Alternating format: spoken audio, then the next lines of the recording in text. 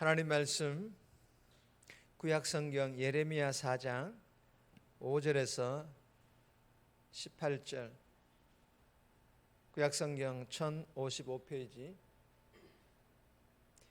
예레미야 4장 5절에서 18절, 우리 합독은 5절에서 6절 그리고 9절에서 10절 14절 이렇게 나누어 읽도록 하겠습니다.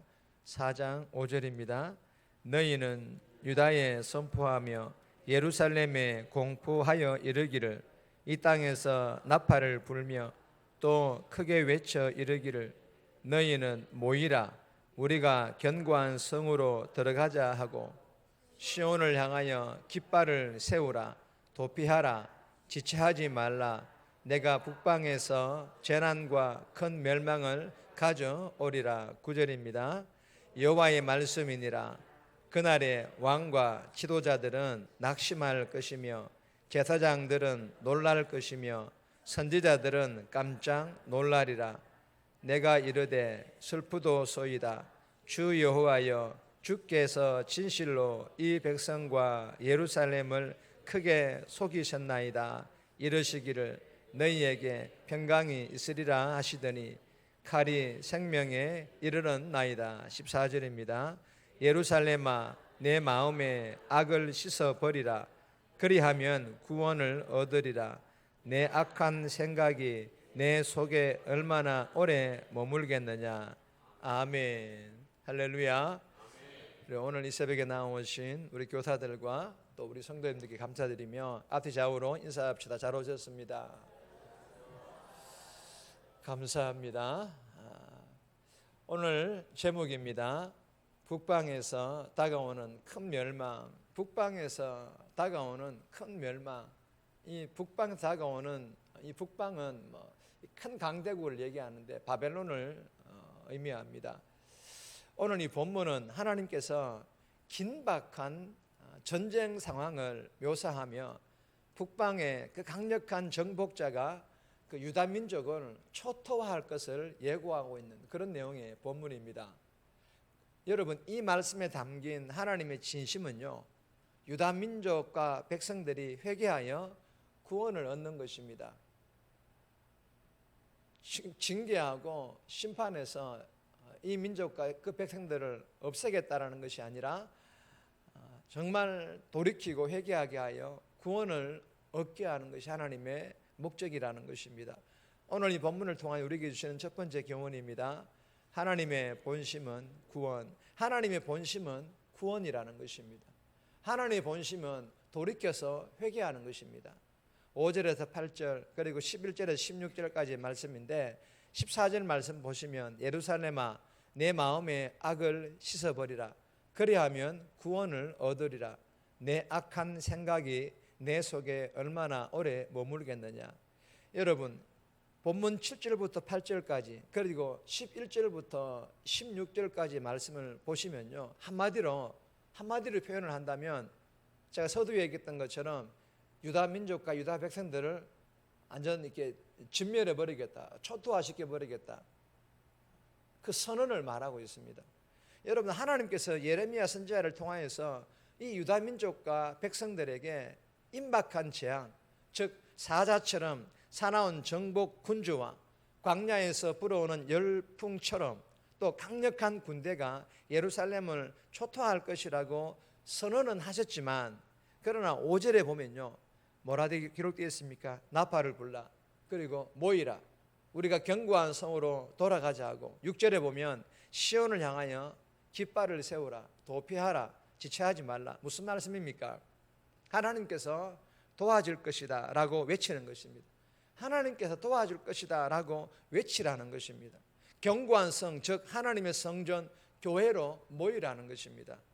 여러분, 이 시온은요, 천국을 의미하지만 본문에서는 하늘에 계시는 하나님을 향하여 승리의 깃발을 높이 들라라는 그런 뜻의 시온입니다.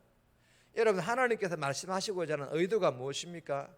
하나님의 본심이 무엇입니까? 14절 말씀에 기록되어 있습니다. 악을 씻어버리라. 회개를 통한 죄로부터의 회복을 말합니다. 구원을 얻으리라. 죄로부터 건져주시겠다라는 것입니다. 같은 뜻이에요. 여러분, 하나님의 본심은 유다 민족과 유다 백성들의 멸망이 아니라 유다 민족과 백성들이 마음의 악, 즉 음행과 우상 숭배의 죄에서 회개하여 회복하여 구원, 즉 죄로부터 건져주시는 것이 하나님의 본심이라는 것입니다. 사랑하는 여러분, 오늘 이 본문이 우리에게 주시는 교훈이 무엇입니까? 우리들도 연약하게 죄를 짓더라도, 그리고 그 죄로 인하여 하나님의 징계가 주어지더라도 포기하지 말라라는 것입니다. 하나님의 징계는 물론 죄에 대한 징계이지만 하나님께서는 죄에 대한 징계의 목적이 징계로 포기하려는 그런 목적이 아니라 징계로 인하여 자신의 죄에 대한 당연한 조치임을 인정함과 더불어 자신의 죄에 대하여 철저한 회개를 이끌어내는 것이며, 이를 통하여서 회복하게 하시고 믿음을 더 단단하게 연단함과 더불어서 믿음이 성장하고 성숙하게 하기 위한 그런 목적이라는 것입니다. 믿으시기를 바랍니다. 여러분, 이 예레미야를 읽어보면 대체적으로 그 내용들이나 그 교훈들이 비슷비슷합니다. 회개하고 돌아오라, 회복하는 것, 이것이 예레미야의 내용들입니다. 주신 교훈을 마음판에 잘 새겨서 이 새벽에 내 자신을 돌아보면서 고난 가운데 있다면 혹여나 나의 죄로 인한 것은 아닌지 돌아보게 하시고, 혹여나 나의 고난이 죄로 인한 것이라 여겨진다면 하나님의 본심은 회복과 구원임을 믿고 포기하지 않고 철저히 회개함으로 회복함과 더불어서 나의 믿음이 성장하고 성숙할 수 있기를 주님의 이름으로 축복합니다. 두 번 주시는 교훈입니다. 영적 안일함에 빠지지 말라. 영적 안일함에 빠지지 말라, 머물러 있지 말라라는 그런 의미이기도 합니다. 9절 말씀인데, 여호와의 말씀이니라. 그날에 왕과 지도자들은 낙심할 것이며 제사장들은 놀랄 것이며 선지자들은 깜짝 놀라리라. 여러분, 그날에 낙심할 것이며 놀랄 것이며 깜짝 놀라리라. 여러분, 이 말씀은요, 하나님께서는 나를 징벌하실 리 없다는 이러한 자신의 안일한 생각에 대하여 반대로 정말 깜짝 놀랄 정도로 하나님께서 그 생각들을 산산히 부숴뜨리겠다라는 그런 말씀입니다. 유다의 왕과 지도자들, 그리고 제사장과 선지자들은 유다 민족과 백성들을 향하여 하나님의 진노를 알리고 예루살렘의 멸망을 경고하는 예레미야 선지자의 말을 듣지 않았다라는 것입니다. 그들이 성전에 있는 예루살렘이 다윗 언약이 있는 유다가 망할 리가 없다라고 믿었던 것입니다. 여러분, 죄를 짓지 않았다면 그럴 수 있겠죠. 그러나 죄를 짓고 있음에도 이러한 생각을 했다라는 것은 그들이 영적으로 심각하게 타락하였다라는 그런 뜻입니다. 여러분, 예루살렘 성전이 있고 다윗의 언약이 있더라도 죄를 짓고 불순종하는 백성들에게는 이 예루살렘 성전이나 다윗의 언약이 평화를 연결해 주지 못한다라는 것을 그들은 깨달아야 했습니다. 그리고 죄와 불순종에는 하나님의 심판이 여지없이 임하고 안일한 낙관에 사로잡힌 자들은 끔찍한 재앙에 몸서리치게 될 것임을 그들은 깨달아야만 했습니다. 그런데 그들은 그것을 깨닫지를 못하였습니다. 사랑하는 여러분, 주시는 교훈이 무엇입니까? 나는 망하지 않아 징계도 없을 것이라는 영적 안일함에 빠지지 말라라는 것입니다. 그래야 날마다 자신을 돌아보며 돌이켜야 될 것들이 있다면 넣기 전에 속히 자성하고 회개함으로 돌이킬 수 있기를 주님의 이름으로 축복합니다. 세 번째 주시는 교훈입니다. 분별하라. 늘 우리가 기도하면서 또한 우리가 이 말세의 때에 우리가 가져야 될 하나님의 은혜 중에 한 가지입니다. 분별하라. 10절 말씀을 보시면, 내가 이르되 슬프도소이다.